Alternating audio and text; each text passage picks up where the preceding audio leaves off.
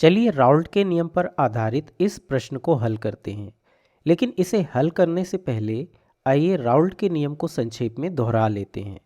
तो राउल्ट के नियम के अनुसार वाष्पशील द्रवों के विलयन में प्रत्येक अवयव या प्रत्येक द्रव का आंशिक दाब विलयन में उसके मोल अंश के समानुपाती होता है। उदाहरण के लिए मान लीजिए कि इस कंटेनर में दो वाष्पशील द्रवों A और B का विलयन है। तब द्रव A का आंशिक वाष्प दाब विलयन में इसके मोल अंश के समानुपाती होगा। यानी यदि हम इसके आंशिक वाष्प दाब को PA लिखें तो यह इसके मोल अंश XA के समानुपाती होगा। इसी तरह द्रव B का आंशिक वाष्प दाब यानी PB इसके मोल अंश XB के समानुपाती होगा। अब यदि हम आनुपातिकता को हटा दें तो हम लिख सकते हैं PA बराबर PA नॉट गुणा XA और PB बराबर PB नॉट गुणा XB। यहाँ आनुपातिकता स्थिरांक PA नॉट और PB नॉट समान ताप पर शुद्ध द्रवों A और B के वाष्प दाबों को दर्शाते हैं। अब विलयन प्रावस्था में लगने वाला कुल दाब विलयन के दोनों अवयवों के आंशिक दाबों का योग होगा। यानी कि कुल दाब PT बराबर होगा PA धन PB। यहाँ PA को हम लिख सकते हैं PA नॉट गुणा XA और PB को हम लिख सकते हैं PB नॉट गुणा XB। अब हम यह भी जानते हैं कि मिश्रण के सभी अवयवों के मोल अंशों का योगफल 1 होता है, इसलिए XA धन XB बराबर 1 होगा।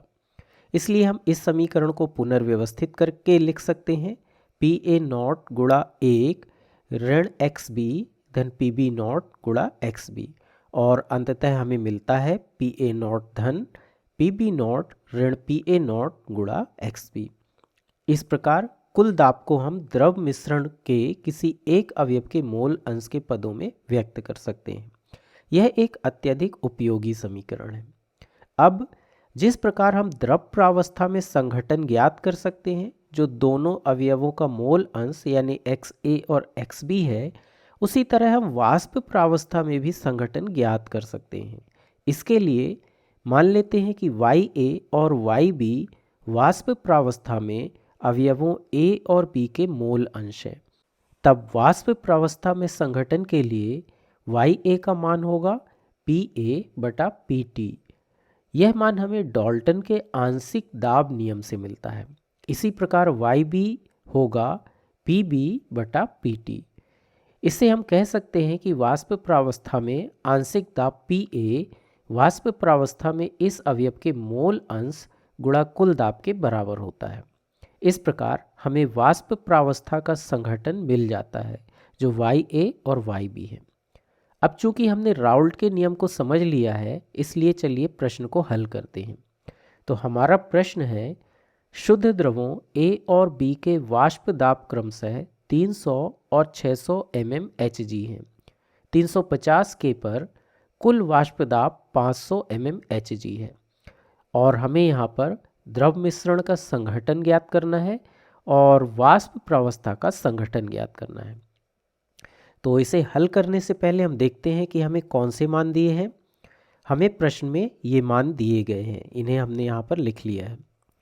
अब हम जानते हैं कि विलयन प्रावस्था में लगने वाला कुल दाब सभी अवयवों के वाष्प दाबों के योग के बराबर होता है।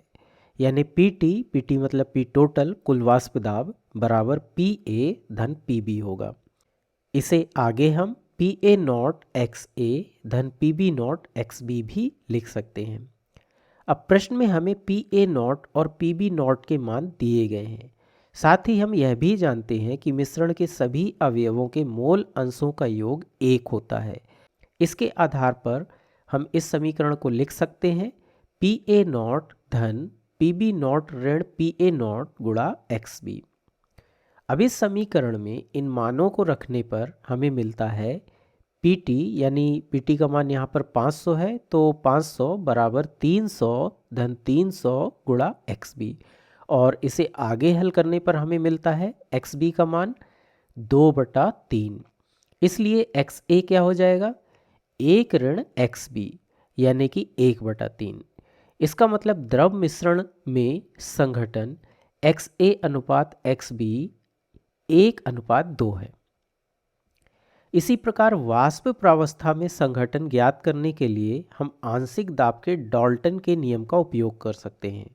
इसके अनुसार गैसों के किसी मिश्रण द्वारा लगाया जाने वाला कुल दाब सभी गैसों द्वारा लगाए जाने वाले दाबों के योग के बराबर होता है। तो मान लेते हैं कि वाष्प प्रावस्था में A और B के मोल अंश YA और YB हैं।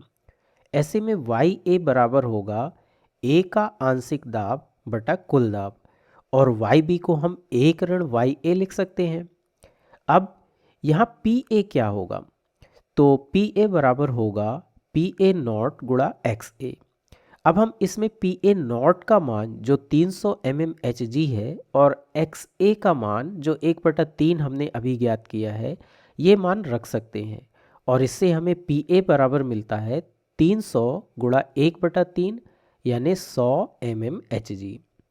अब इस मान को हम इस समीकरण में रख सकते हैं, इसलिए हमें जो इसका मान मिलेगा वो है 100/500, क्योंकि P टोटल 500 है, यानी YA बराबर 1/5 होगा, और इसलिए YB होगा 1 ऋण 1/5 यानी 4/5। इस प्रकार यह वाष्प प्रावस्था में संघटन है, यानी YA अनुपात YB बराबर 1:4 है।